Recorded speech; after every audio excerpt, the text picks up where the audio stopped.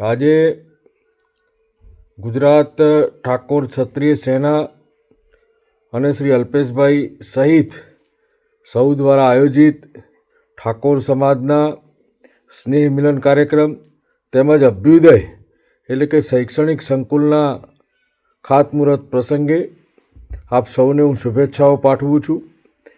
સમાજના છેવાડાના માનવીની ચિંતા મને પ્રધાનમંત્રી કરતા હોય છે, ત્યારે સમાજ થકી પણ સમાજના છેવાડાના માનવીની ચિંતા થાય અને સમાજમાં શિક્ષણના પ્રયાસથી જ લોકો આગળ મુખ્ય ધારામાં આવી શકે એ માટેના પ્રયાસ કરવા બદલ માન્ય ધારાસભ્ય શ્રી અલ્પેશભાઈ સહિત સૌનો હૃદયથી આભાર માનું છું અને સૌને આ કાર્યક્રમની શુભકામનાઓ પાઠવું છું.